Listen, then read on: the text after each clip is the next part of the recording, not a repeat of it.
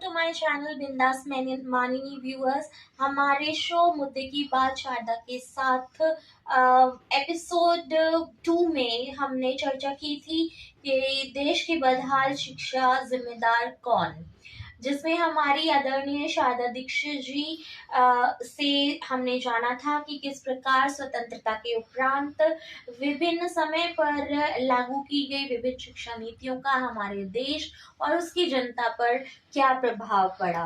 साथ ही हमने जाना था कि कैसे एनईपी 2020 जिसे मौजूदा सरकार विभिन्न विरोधों के बावजूद जबरदस्ती थोपने पर उतारू है, उसमें ऐसे कौन से मुख्य बिंदु हैं जिन्हें आम जनता के सामने नहीं आने दिया जा रहा है। हमारी पुरानी वीडियो को आपके मिले प्यार का बहुत बहुत आभार दर्शकों, और आप सभी की स्पेशल डिमांड पर हम अपने शो की आज की इस कड़ी में इसी विषय पर विस्तार से चर्चा करेंगे। तो सबसे पहले तो हम वेलकम करना चाहेंगे हमारी मैम का। वेलकम मैम, आप हमारे शो पर आई। एंड तो मैम, हम जिस तरह से हमने अपने एपिसोड 2 में, जैसा कि मैंने शुरुआत में भी बताया कि हमने चर्चा की थी देश की बदहाल शिक्षा जिम्मेदार कौन, और आपने हमें बहुत सारी ज़रूरी जानकारी उसमें दी थी। तो अब हम मैम आपसे जानना चाहेंगे कि जैसा कि ये ऑब्जर्व किया जा रहा है कि इस शिक्षा नीति के द्वारा जो मौजूदा सरकार है वो व्यापारीकरण को मतलब थोपने के चक्कर में है, थोपने के कोशिश में है। तो आप इस पर थोड़ा हमें और बताएं। हाँ नेहा जी, बहुत बहुत धन्यवाद सभी दर्शकों का भी और आपका भी, जो आप इस गंभीर विषय को लेकर हमारे साथ हैं। हम तो इसके लिए देशव्यापी आंदोलन चला रहे हैं। All India save education committee ने बहुत पहले ही ये जान लिया था, जब ये पहली बार ड्राफ्ट आया था, कि ये शिक्षा के बेचने और खरीदने का जो एक माहौल है, खरीदने का जो प्रयास है, एनईपी 2020 में इसे ऊंचे स्तर पर पहुंचा दिया है। इसकी शुरुआत तो 1986 की NPE new policy in education में शुरुआत हो गई थी 86 में, लेकिन अब उस समय खोले गए फ्लड गेट को अब इन्होंने वो वेट तो सब हटा ही दिया है और कुल्लम कुल्ला शिक्षा को एक सामान के रूप में खरीदने और बेचने की व्यवस्था बना दी है। अब आने वाले समय में ये होगा कि जिसकी जेब में पैसा है तो वो बच्चे के लिए शिक्षा खरीद ले, और अगर पैसा नहीं है तो उसका बच्चा अनपढ़ रह जाए। और इसी कारण इन्होंने शिक्षा को प्राइवेट हाथों में सौंप कर उन्हें खुली छूट दे दी है। कुछ ऐसे इसमें एनईपी में ऐसे प्रावधान किए गए हैं, जैसे 3 साल 3+ एज के बच्चे को स्कूल भेजने की बात जो है, और वो जो जिम्मेदारी आंगनबाड़ियों को दी है। अब सोचिए, आंगनबाड़ी में तो कोई बच्चों को भेजेगा नहीं पढ़ने के लिए। 8 साल की उम्र तक आंगनबाड़ी या नाम मात्र के स्कूलों में कौन बच्चे को भेजने का ये करेगा, हिम्मत करेगा। तो बच्चे को ये सोचेंगे, आसपास खुले हुए जो भी दुकानें हैं, शिक्षा के नाम पर जो दुकानें चल रही हैं, उन दुकानों में ही बच्चों को भेजने के लिए पेरेंट्स जो है वो मजबूर होंगे। और साथ ही जो दूर दराज के आदिवासी क्षेत्र हैं या दलित एरिया में रहने वाले जो बच्चे हैं, और उन क्षेत्रों में ये जो हमारा शिक्षा का जो आंगनबाड़ी का जो रोल है वो तो एकदम से निकृष्ट स्तर का है।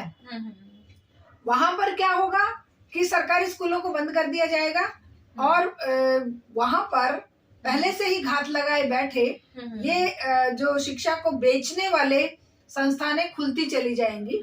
और यहाँ तक कि इंटरनेशनल जो कॉर्पोरेट है वो भी प्लेवे स्कूल और ये इस तरह की जो व्यवस्था बनाएगा, क्योंकि कंपलसरी अगर कर दिया तो हर पेरेंट्स को मजबूरन बच्चे को भेजना पड़ेगा।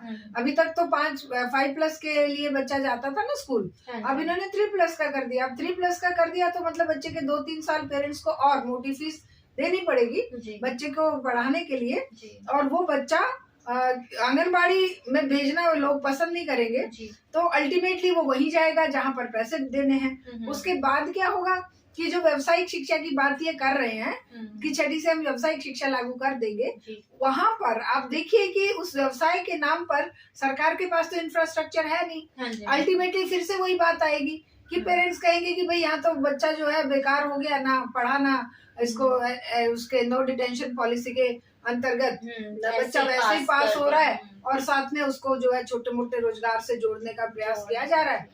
इसलिए वो क्या ढूंढेंगे कि कोई ऐसे स्कूल मिल जाए जहाँ पर बच्चा थोड़ा बहुत सीख पढ़ना लिखना जान जाए और जो ये इन्होंने जो एक तथाकथित व्यावसायिक वो सिखाने की कोशिश करी है, वैसा कुछ इंफ्रास्ट्रक्चर थोड़ा बहुत ये प्राइवेट वाले प्रोवाइड करा पाएंगे। ये जो चीज है ये बच्चों के लिए बहुत खतरनाक है और पेरेंट्स के लिए बहुत खतरनाक है, क्योंकि हर कोई माँ बाप प्राइवेट में भेजने की कैपेसिटी नहीं रखता। और उसके बाद क्या होगा कि जो या तो बच्चा 8वीं पास होके अपना इधर उधर किसी काम में लग जाएगा, क्योंकि 9वीं 10वीं 11वीं 12वीं वो कंपल्सरीली 4 साल के लिए बच्चे को स्कूलिंग में रखा जाएगा, वरना पहले प्लस मतलब 10th करने के बाद मेट्रिकुलेशन के लिए बोर्ड में अपियर होता था बच्चा, बोर्ड के एग्जाम में पास हो के वो अपना कोई काम करता था या ITI वगैरह में एडमिशन ले लेता था। अब वो भी सुविधा खत्म कर इसका मतलब ये हुआ कि प्राइवेट स्कूलों की मौज हो जाएगी। अब शिक्षा जो कि ऐसी चीज नहीं है कि किसी ने फैक्ट्री में पैदा कर एक पीढ़ी ने दूसरी पीढ़ी को ये ज्ञान हस्तांतरित किया है, ये ज्ञान अपने वातावरण के द्वारा, शब्दों के द्वारा, लिखी गई किताबों और विज्ञान की रिसर्चों के द्वारा नई पीढ़ी में इनकलकेट किया जाता है। लेकिन सरकार ने अब इस ज्ञान को भी कीमत से तोलने का और इन प्राइवेट प्लेयर्स के हाथ में सौंप दिया है कि वो ज्ञान जो एकत्रित हो गया, इकट्ठा हो गया, अब तुम उसे बेचो और नाम मात्र की तनख्वाह देकर टीचर्स को रखो स्कूलों में, क्योंकि इन्होंने तो स्कूलों की वैकेंसियां भरनी है नहीं। सरकारी स्कूलों की वैकेंसियां भरने की बजाय उनको तो क्लस्टर बनाकर और मर्ज करके और क्लोज किया जा रहा है स्कूलों को। जो 10-12 लाख पोस्ट खाली पड़ी थी उनको तो ये धीरे धीरे कह देंगे कि पोस्ट तो है ही नहीं। तो इस तरह से प्राइवेट स्कूलों को भी बाढ़ आ जाएगी, जो पहले से ही बहुत है। और प्राइवेट स्कूलों में एक तरफ पेरेंट्स का एक्सप्लॉयटेशन होगा, एक तरफ बच्चों का एक्सप्लॉयटेशन होगा और एक तरफ पूरे समाज का एक्सप्लॉयटेशन तो होगा ही, साथ में वो जो टीचर वहां पर काम कर रहे हैं उनका एक्सप्लॉयटेशन होता है बुरी तरह से। 12-12 घंटे का 10-10 घंटे का काम उनसे लिया जाएगा और साथ ही वो जो समाज के जो सबसे निम्न तबका जो है उसकी जेब में पैसा ना होने के कारण वो शिक्षा के क्षेत्र से बाहर फेंक दिए जाएंगे। उनके लिए फिर ये जो है ओपन स्कूल और उस सब की जो व्यवस्था सरकार ऑनलाइन शिक्षा और दिस और दैट वो सब कर रही है, लेकिन सबके लब्बो आप सबका ये है कि सब चीजों के लिए चाहिए पैसा। पैसा होगा नहीं। जो रिस्पॉन्सिबिलिटी सरकार की खुद की थी कि वो टैक्स पेयर के पैसे से जो खुले हुए इंस्टीट्यूट और स्कूल और कॉलेजेस हैं उन सबको वो प्राइवेट हाथों में धीरे धीरे सौंप रही है। जैसे अभी प्राइवेट बोर्ड बनाने की परमिशन NEP में दी है। प्राइवेट बोर्ड्स क्या करेंगे? जिसके पास 4-5 स्कूल है वो अपना खुद के सर्टिफिकेट छापेगा, अपना खुद का बोर्ड बनाएगा और बांट देगा। जो जितने ज्यादा पैसे कोई देगा तो कौन से भी मार्क्स ले लो, कौन से भी कम से कम उसमें और ज्यादा से ज्यादा पैसे में कम से कम उनको पढ़ाया जाएगा और फिर उसी के दम पर ये अपने डिग्रियां छापते रहेंगे। अब आ जाइए हायर एजुकेशन में। हायर एजुकेशन को तो और भी बुरी तरह से इन्होंने कमर्शलाइज कर दिया है। उसमें क्या कर रहे हैं कि स्कूल यूनिवर्सिटियां जो कॉलेजेस हैं उनको जो एफिलिएटेड कॉलेज होते थे उनको कह रहे हैं कि नहीं अब तुम अपना अलग ही कहानी रखो, अब तुम किसी भी यूनिवर्सिटी से एफिलिएट नहीं होगे। कॉलेज जो अपने आप में एक यूनिवर्सिटी बन जाएगा। अब जो प्राइवेट प्लेयर्स हैं जिनके पास पैसा है, इसका मतलब कि कॉर्पोरेट की मौज हो जाएगी। कॉर्पोरेट जो है 4 कॉलेज खोल के अपनी यूनिवर्सिटी बना लेगा। बाहर की यूनिवर्सिटियों को भी आमंत्रित करने की बात कही गई है। बाहर की यूनिवर्सिटियां जब यहाँ पर आएंगी, कौन सी बहुत बड़ी बड़ी यूनिवर्सिटियां आएंगी, वही प्राइवेट प्लेयर्स आएंगे जो वहां पर तिरस्कृत हैं, जिनका वहां पर कोई वैल्यू नहीं है। वो खाली नाम के लिए होंगे कि जी ऑस्ट्रेलियन यूनिवर्सिटी आ गई, जी ब्रिटेन से आ गई, जी अमेरिका से आ गई, जी स्पेन से आ गई, स्वीडन से आ गई, लेकिन वे कौन सी यूनिवर्सिटियां होंगी? वो यूनिवर्सिटियां होंगी जिनको वहां कोई पूछ नहीं रहा, लेकिन वो यहाँ पर आएंगी और अपने सर्टिफिकेट और वो छाप के जो है यहाँ पर 4 साल की डिग्री कोर्स जो कर दिया है उसके अंतर्गत बच्चों को और पेरेंट्स को और यहाँ के टीचर्स को ठगेंगे, यहाँ को एक्सप्लॉइट करेंगे। तो ये कमर्शलाइजेशन ऑफ एजुकेशन इस तरह से हमारे सिस्टम को बर्बाद करेगा, क्योंकि जो एजुकेशन की डिमांड हमारे महापुरुषों ने करी थी, क्रांतिकारियों ने करी थी, नवजागरण काल के मनीषियों ने करी थी, शिक्षाविदों ने करी थी, इवन साहित्यकार और लेखकों ने करी थी, मुंशी प्रेमचंद जी जैसे, शरतचंद्र जी जैसे लेखकों ने, उन सबके सपनों पर पानी फेरने का काम एनईपी में किया गया है, एनईपी 2020 में किया गया है। और ये तो खैर बहुत कम टाइम में हम इतनी बात रख सकते हैं, बाकी बहुत भयंकर जो है पढ़ाई की कीमत बढ़ती जा रही है। ओके मैम, तो आपने बताया कि किस तरह से व्यापारीकरण करने के बाद शिक्षा इतनी कॉस्टली हो जाएगी, इतनी एक्सपेंसिव हो जाएगी कि मतलब जो मिडिल क्लास फैमिली है, उसमें भी जो लोअर मिडिल क्लास फैमिली है एंड जो उससे भी नीचे लोग हैं, तो वो लोग तो अपने बच्चों को पढ़ाने के लिए सक्षम नहीं, मतलब आगे के टाइम में हमें कुछ नज़र आ रहा है। तो मैम, जिस तरह से एनईपी 2020 में एक वोकेशनलाइजेशन का भी है, शिक्षा के व्यावसायीकरण का, तो कुछ इसके बारे में आप थोड़ा इलाबोरेट करें। हाँ, ये एक्चुअली व्यवसायीकरण जो शिक्षा का है, ये अपने आप में एक शर्मनाक फ्रेज है कि शिक्षा और व्यवसाय, ठीक है, व्यवसाय अपने आप में जीवन यापन के लिए जरूरी है, लेकिन शिक्षा का उद्देश्य जब खाली व्यवसाय ही हो जाए, जब खाली पेट के लिए रोटी जुटाना ही हो जाए, तो वो शिक्षा नहीं रहती है। फिर तो वो एक तरह से अपने आप में रोटी रोजी कमाने का ऐसा साधन बन जाती है, जैसे एनिमल इंस्टिंक्ट होती है कि भाई मैं, एक एनिमल है, वो क्या करता है, वो तो स्कूल नहीं जाता है, उसके लिए तो कोई शिक्षा नहीं होती है, वो तो केवल पेट के लिए भागता है, इधर भागता है उधर भागता है, उसे जहां मिलता है वहीं पे जाके वो अपना मुंह मारता है। तो इस तरह से शिक्षा को भी अगर, भाई कहने को तो इंसान को भी साइंस की लैंग्वेज में तो होमो सेपियंस करके एनिमल ही है, लेकिन उसको इंसान को उस इंसान जानवर को इंसान बनाया था एजुकेशन। तो एजुकेशन का जो प्रोसेस, इवन स्वामी विवेकानंद के शब्दों में जो उन्होंने 200 साल पहले ये बात कही थी कि एजुकेशन का मतलब है, उसका उद्देश्य है किसी भी व्यक्ति के व्यक्तित्व का निर्माण करना, सच्चे मानव तैयार करना, और व्यक्तित्व निर्माण, मानव निर्माण और चरित्र निर्माण, ये 3 चीजों के लिए शिक्षा की जरूरत थी। लेकिन आज अगर शिक्षा केवल रोटी रोजी कमाने का धंधा बन जाए, तो रोटी रोजी कमाने के लिए तो क्यों शिक्षित होने की जरूरत है? बहुत सारे लोग कह देते हैं, बड़े बड़े विद्वान जो हैं गुमराह है इस मामले में। वो कहते हैं क्या हर्ज है, व्यवसाय तो होना चाहिए, व्यवसाय शिक्षा जो ऐसी होनी चाहिए कि भाई रोटी रोजी का जुगाड़ करे। हाँ, ऐसी होनी चाहिए, लेकिन क्या आज हम नहीं देख रहे हैं कि तुम एक बेसिक लाइन शिक्षा की दिए बिना बच्चों को 10 साल की उम्र से, एनईपी में 10 साल की उम्र से बच्चे को व्यावसायिक शिक्षा से जोड़ने की बात कह दी गई है। और बहुत सारे प्रिंसिपल और बहुत सारे हाईली क्वालिफाइड लोगों को, प्रोफेसर से मेरी बहस होती है कई बार, वो कहते हैं तो हर्ज क्या है। उन्होंने तो एक तो प्रिंसिपल कह रही थी कि अरे इन्होंने कौन सा आईएएस बनना है। मतलब गरीब के बच्चों को आप बेसिक जो एक आधारभूत शिक्षा होती है, किसी भी बच्चे का लिखना, पढ़ना, समझना, ऑब्जर्व करके अपने विचार प्रकट करना, ये कैपेसिटी देती है 10वीं तक की शिक्षा।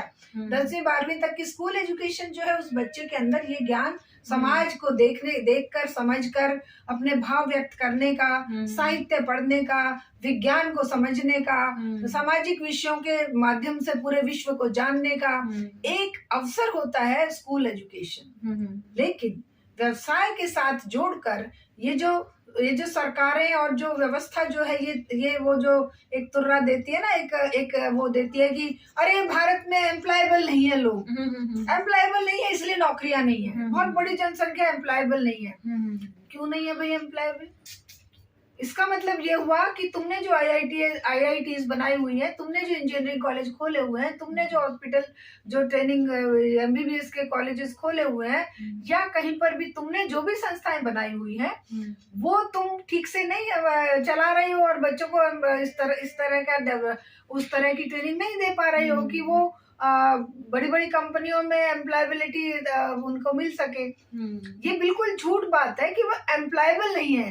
असल बात ये है कि ये निगमीकरण यानी कॉर्पोरेटाइजेशन, इसके ऊपर भी थोड़ा आप अगर समझाएं तो। एक्चुअली कॉर्पोरेटाइजेशन ऑफ एजुकेशन का मतलब है कि एजुकेशन के फील्ड में कॉरपोरेट सेक्टर मुनाफा कमाने के लिए जो छोटे स्तर पे प्राइवेटाइजेशन ऑफ एजुकेशन का पहले शुरू हुआ था, उसको अपने कमांड में लेने के लिए अब इस एनईपी में बहुत सारे प्रावधान कर दिए गए।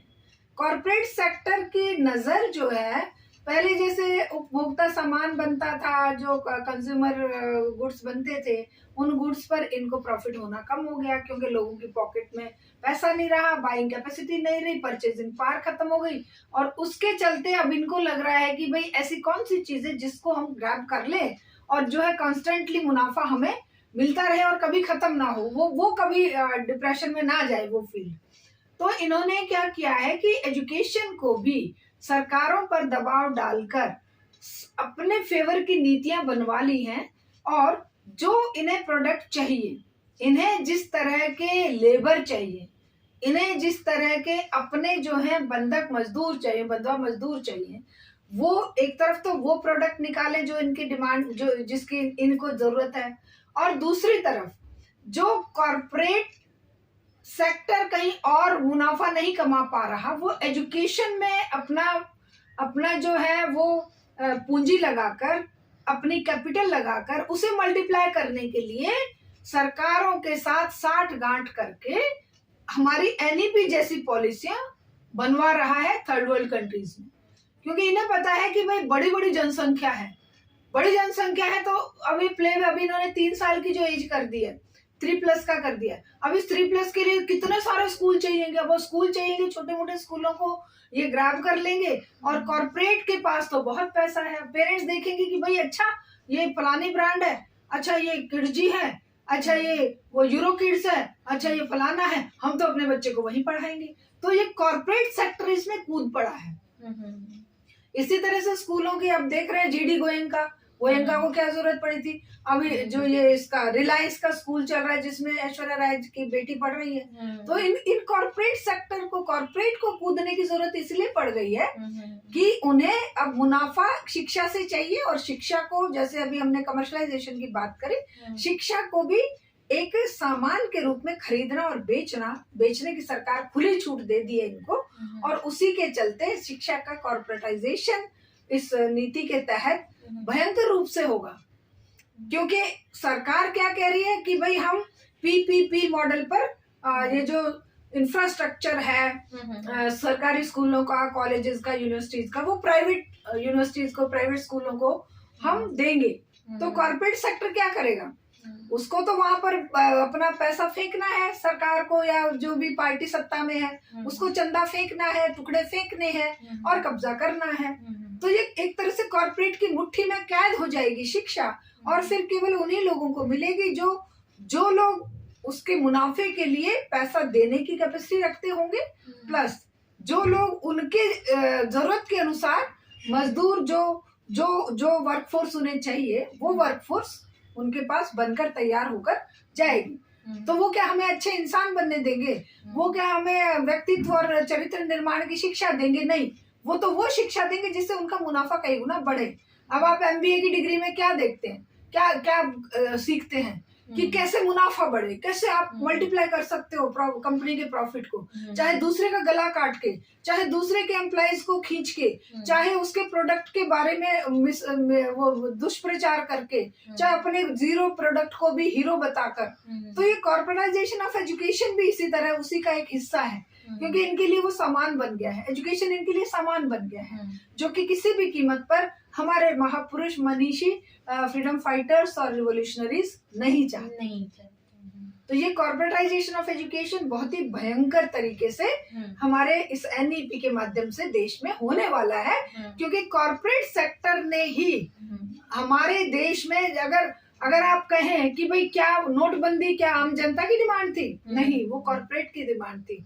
जीएसटी क्या आम आदमी की डिमांड थी? आम आदमी ने मांगा था जीएसटी? नहीं। किसान कानून के आम किसान की मांग थी? बिल्कुल नहीं। मजदूर कानून के मजदूरों ने मांगे थे कि उन्होंने 44 कानूनों के 3 कोड बना दिए? बिल्कुल नहीं। इसी तरह से शिक्षा नीति क्या लोगों ने मांगी थी? और मांगी थी तो शिक्षा की बेहतरी मांगी थी। शिक्षा की बर्बादी नहीं मांगी थी। शिक्षा को कॉर्पोरेट के चुंगल में फंसाने के लिए, सामान के रूप में बेचने के लिए नहीं कहा था जनता ने कि भाई हमें हमारे गरीब बच्चों को, बेटियों को, दलित और जो हमारे आदिवासी जन हैं या जो दूर दराज जंगल पहाड़ नदियों के किनारे रह रहे हैं, उन बच्चों के लिए तुम स्कूलों को बंद कर दो और कॉर्पोरेट की मुट्ठी में मुनाफा कमाने की वो चाबी दे दो। एनईपी के माध्यम से यही किया जा रहा है सरकार के द्वारा, जिसका all India save education committee पुरजोर विरोध करती है।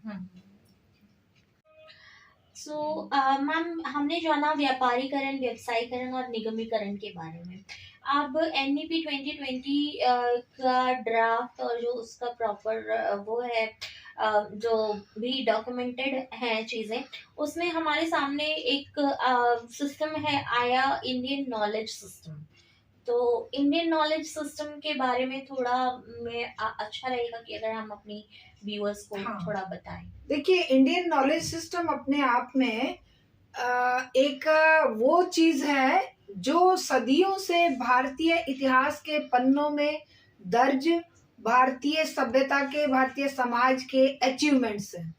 लेकिन वो अचीवमेंट्स जो आज अपनी रिलेवेंस उतनी नहीं रखते जितने की वो उस समय थी, है ना। और अगर उनको एग्जैगरेट करके उन अचीवमेंट्स को अगर हम इस तरह से एग्जैगरेट करते हैं कि हमारे पास तो पुष्पक विमान भी हम उड़ा ले जाते थे, तो ये हमारी जो और बहुत सारी उपलब्धियां हैं इतिहास में, विज्ञान में, हमारे भौतिकी में, हमारे अंतरिक्ष ज्ञान में हमारा बहुत बड़ा दखल रहा है, बहुत बड़े अचीवमेंट्स रहे हैं। लेकिन जब हम बेसिर पैर की बातें इंडियन नॉलेज सिस्टम के नाम पर समाज के अंदर प्रसारित करेंगे, तो क्या होगा कि वो जो सचमुच के अचीवमेंट्स हैं वो भी उपहास का पात्र बन जाते हैं।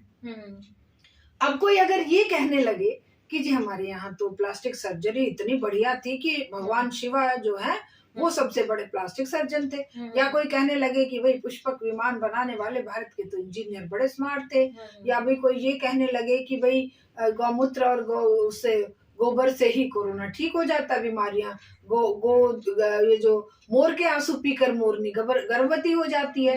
अगर इस तरह की बातें कोई करेगा तो ये तो पूरे विश्व में, पूरे वैज्ञानिक जगत में भारतीय ज्ञान विज्ञान का एक तरह से उपहास बन जाता है, एक शर्मनाक स्थिति बन जाती है। क्योंकि ऐसा जो अनसाइंटिफिक है, जिसके कोई सिर पैर नहीं है, जिसको विज्ञान के माध्यम से आप कहीं पर भी नहीं पाते, ऐसी मनगढ़ंत कहानियां, कविताएं या कहानी जो भी आप अपने ज्ञान विज्ञान के प्रचार की बात कर रहे हैं, और जो हमारे स्कूलों में, कॉलेजेस में, आपके आईआईटीज में आईकेएस के नाम पर आप जो परोस रहे हैं, आप हमारे बच्चों को कूप मंडूक बनाकर और हमारे बच्चों को ज्ञान विज्ञान के उस सुनहरे भविष्य से बेदखल करने के प्रयास कर रहे हैं और उसे अपने जड़ों से भी तोड़ रहे हैं। क्योंकि अगर मैं मेरे बच्चों को ये सिखाने लगूं कि भाई तुम्हारे पूर्वज जो थे वो तो इस विश्व के बहुत बड़े शक्तिशाली एक व्यक्ति थे और उनका जो है वो पूरा दबदबा था और वो तो बहुत बड़े महामानव थे, तो अगर वो सचमुच में थे तो उसके कुछ सबूत तो हम देंगे ना। और अगर हम वो नहीं थे तो हम क्या कर रहे हैं, अपने बच्चों को गुमराह कर रहे हैं और अपने बच्चों को उनकी जो पीयर ग्रुप है उसमें उपहास का पात्र बनाने के लिए उनको हम फेंक रहे हैं। क्योंकि हम तो सदा उनको प्रोटेक्ट नहीं कर सकते ना, हमारा झूठा ज्ञान, झूठी बातें, हमारी झूठी बादशाहत, हमारी झूठी शान, तो उन्हें इस पूरे विश्व में, जो कि आज एक पूरा ग्राम बन गया है पूरा विश्व, वहां पर तो उन्हें खुद का जीवन जीना है ना, उन्हें तो विज्ञान की सच्चाइयों से साक्षात्कार करना है। वहां पर वो आईकेएस को लेकर अगर जाते हैं और वहां उनका तिरस्कार होता है, उनका उपहास उड़ाया जाता है, तो वो किससे जवाब मांगेंगे, वो कहाँ जाएंगे फिर। तो कई तरह से हमारे बच्चों का हम भविष्य बर्बाद करने के लिए इस तरह की चीजें एनईपी में घुसा रहे हैं। और जहाँ विज्ञान, इतिहास, अरे तुम डार्विन तक की थ्योरी को बदल दे रहे हो, हटा दे रहे हो सिलेबस से, एनईपी के माध्यम से टेक्स्ट बुक में चेंज करके तुम वो इतिहास मिटा रहे हो जिस इतिहास से गुजर कर हम यहाँ पहुंचे हैं। कोई अगर ये कह दे कि भाई हमारी 50 पीढ़ियों में से भाई शुरू की 10 पीढ़ियां थी और बाद की 10 पीढ़ियां, बीच की 30 पीढ़ियां थी नहीं, तो क्या वो उन पीढ़ियों के बिना यहाँ तक पहुंच गया समाज? क्या वो पीढ़ियां खत्म हो गई? तो खत्म हो गई तो हम भी खत्म हो जाते हैं। अगर मान लो मुगल पीरियड खत्म कर दिया तो इसका मतलब मुगल पीरियड के साथ हमारा वो इतिहास भी खत्म हो गया। हमारी ये जो इमारतें हैं, हमारी ये जो साजी कल्चर है, हमारे जो गीत संगीत, हमारी विधाएं हैं, वो तो मिश्रण है ना। वो तो एक इस तरह का अगर मान लो ख्याल है, ठुमरी है, हमारा कथक है, हमारी ये चीजें कहाँ से आई? हमारी प्यारी उर्दू लैंग्वेज है, हमारी प्यारी हिंदी लैंग्वेज है, ये तो उस सभ्यता का प्रोडक्ट है ना। जो साझी विरासत, साझा सब कुछ, हमने कितनी सारी चीजें उस दौरान मध्य युग में क्रिएट करी हैं। और वो मध्य युग पूरे विश्व में मध्य युग था, न केवल हमारे देश में, वो सब जगह पर। कोई और सभ्यताएं लड़ मर के खत्म हो गई, लेकिन हमारी सभ्यता मिक्स हुई, मतलब एक सामंजस्यपूर्ण तरीके से हमने एसिमिलेशन किया, हमने एसिमिलेट करके चीजों को नई चीजें बनाई। हम ऐसा नहीं कर सकते कि पुराना उठाकर फेंक देंगे और तब कुछ नया निर्माण करेंगे। आप क्या कहाँ से करेंगे? आपके पास अगर मान लो कुछ है ही नहीं निर्माण करने के लिए, तब तो आप फिर से आदि मानव के जंगल में चले जाइए, वहां से लेकर आइए। क्या लेकर आएंगे वहां से? है ना, वो जंगल से लेकर आइए ना। आप तो पूरी पीढ़ियों को खत्म करने की बात कर रहे हैं। IKS के लिए वहां जाइए आप, और फिर वहां से उठा कर लाइए। क्या लाएंगे आप? आपके हाथ कुछ नहीं लगेगा। ये वैसी ही बात है कि आप मतलब you are throwing your baby with water. आप अपनी नॉलेज को, अपने ज्ञान को, अपनी कमाई को आप मिट करके आप कह रहे हैं कि नहीं हम तो प्राचीन में थे और आज हैं।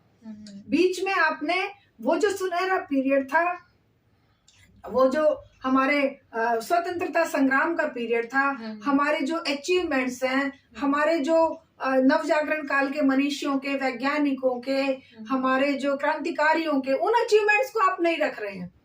आप कह रहे हैं या तो हम उसमें थे विक्रमादित्य के काल में और अशोका के काल में, वेदों के काल में थे, या आज 2014 के बाद के काल में है। बीच में कुछ नहीं हुआ। तो ये IKS जो है उसी चीज को यहाँ पर थोपने की तैयारी है, जिसका कि हम all India save education committee बिल्कुल नम्रता पूर्वक बड़े प्यार से सवाल खड़े कर रही है कि भाई ये क्या है Indian knowledge system? What do you mean by Indian knowledge system?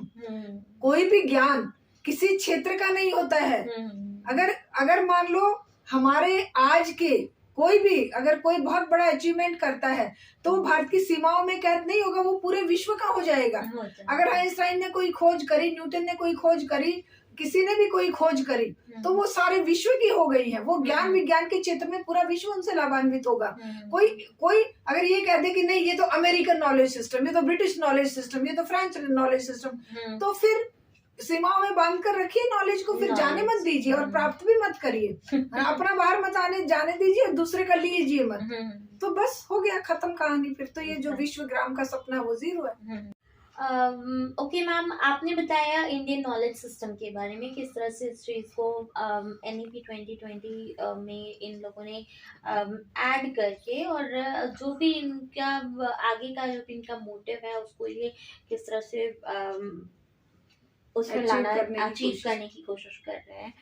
तो मैम फिर तो लाइक भगवाकरण और सांप्रदायिकीकरण का भी कुछ इन लोगों ने इसके अंदर सोचा होगा, क्योंकि इंडियन नॉलेज सिस्टम के माध्यम से जैसे आपने बताया कि विज्ञान को एक साइड में रखना की कोशिश है, जबकि अगर हम सोचें तो हर ज्ञान के पीछे विज्ञान होता है। तो विज्ञान को अगर ये साइड में रख देंगे तो नहीं चल पाएगा कुछ ज़्यादा टाइम तक।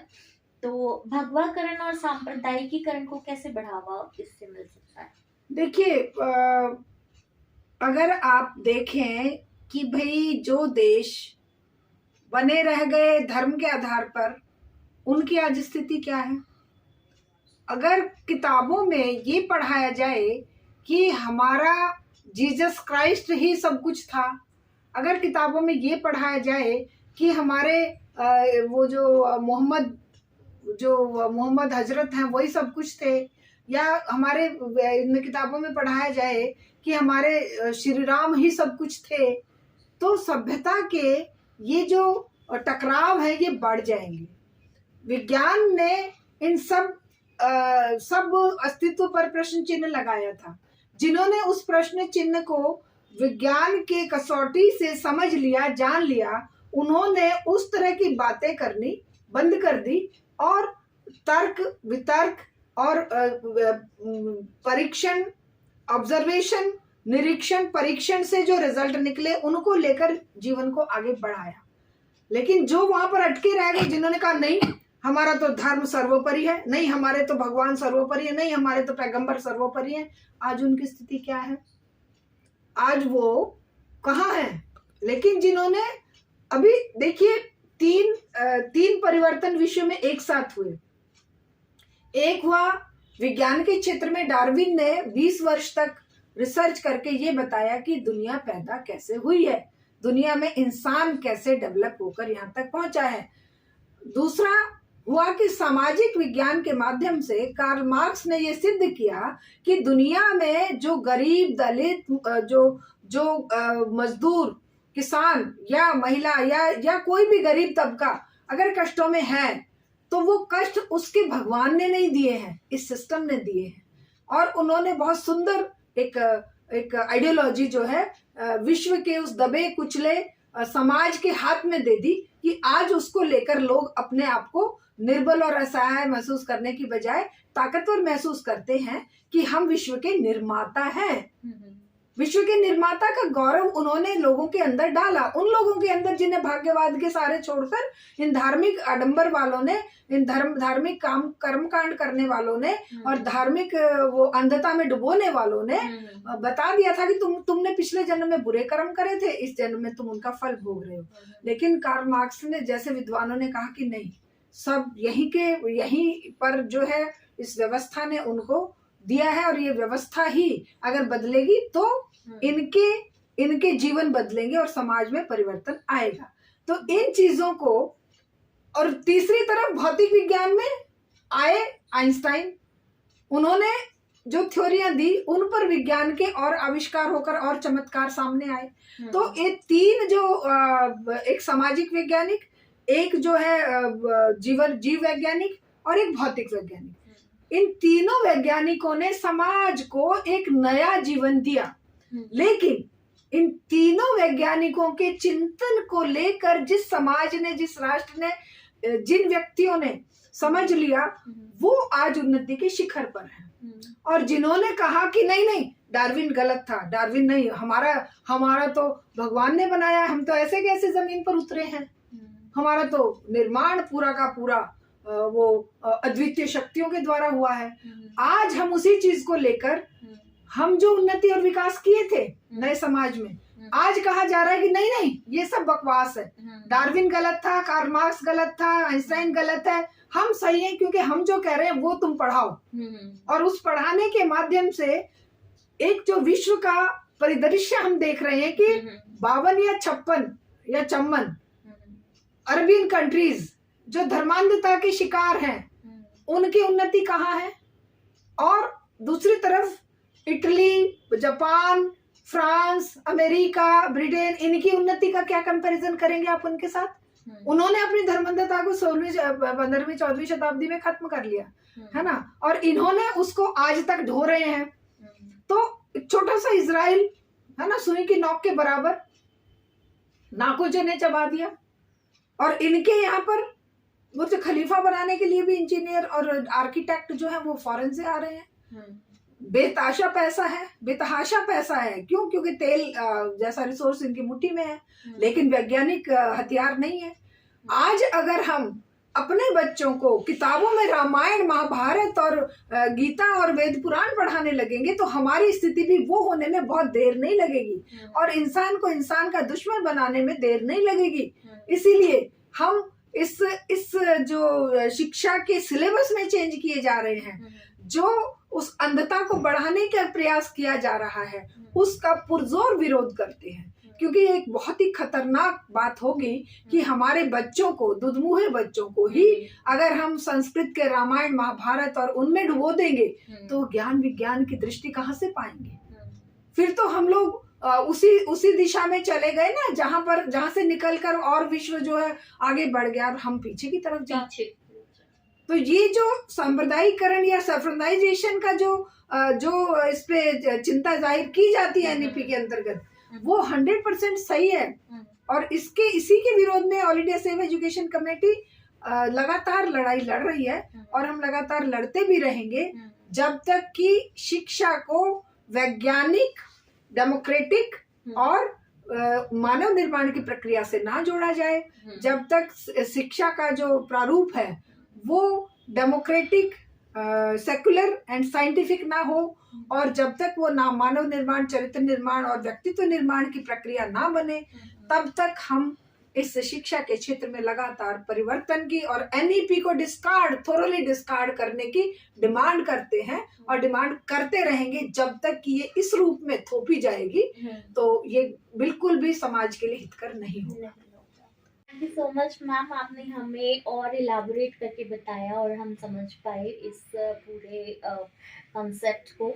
और हमारे इस episode understanding NEP 2020 in terms of commercialisation, vocationalisation, corporatisation, saffronisation and communalisation को तो इसके लिए मैं आपका बहुत बहुत धन्यवाद करना चाहूँगी मैम। और उम्मीद है कि हमारे देश की जनता भी समझेगी कि कलयुग में रहकर सतयुग की बातें वो सोच रहे हैं, तो that is like not a proper thing. So उम्मीद है कि देश की जनता भी जल्दी इन मूल बातों को समझ जाएगी और हमें हमारे इस मुहिम में जो हम चाहते हैं कि हमारी एजुकेशन जो है वो और ज़्यादा ना बिगड़े, लोगों को, बच्चों को, आने वाली पीढ़ी को सही सही दिशा मिले और सही सही एजुकेशन मिले। तो इसके लिए जो हम करने की कोशिश कर रहे हैं उसमें हमें सहयोग मिलेगा। बहुत बहुत धन्यवाद नेहा जी। Thank you.